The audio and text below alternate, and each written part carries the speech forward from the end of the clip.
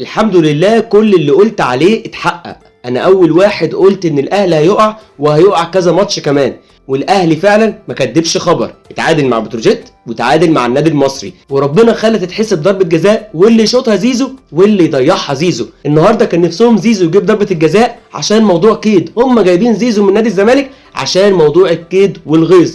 طول ما انت بتدور على صفقات الكيد وبس مش هتكسب ومش هتشوف مكسب، لان انت عارف فين الغلط ومصمم وراه. سيبك من اعلامك اللي بيجري وراك، اعلامك كده كده في ظهرك مهما عملت غلط او صح. للاسف حظنا كان وحش جدا بوجود اسوأ مدرب مر على تاريخ نادي الزمالك اللي هو فيريرا.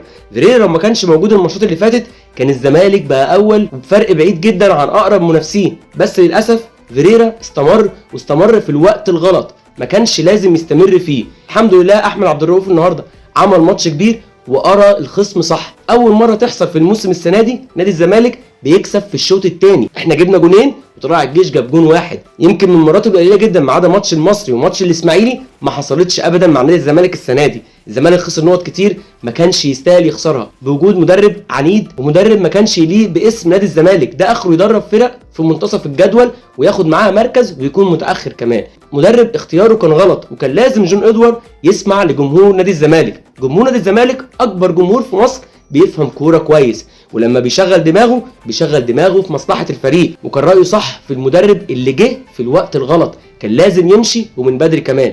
جون ادوارد اكيد لسه بيتعلم وياما هيتعلم. فريق نادي الزمالك مش زي اي فريق هو اشتغل فيه قبل كده، نادي الزمالك فرقه كبيره وعايزه مدرب يكون قد اسم نادي الزمالك. احمد عبد الرؤوف مدرب بيشغل دماغه صح واحنا وراه ومعاه. اصابه بزير النهارده طبعا هتاثر، بس ان شاء الله اللعيبه اللي موجوده تكون رجاله. والزمالك لما بياخد بطوله بياخدها في الوقت الصعب، ومفيش اصعب من الوقت اللي احنا فيه بجمهور نادي الزمالك وبالاداره الفنيه الجديده وباللعيبه الكبار في التيم عبد الله السعيد والونش وعمر جابر.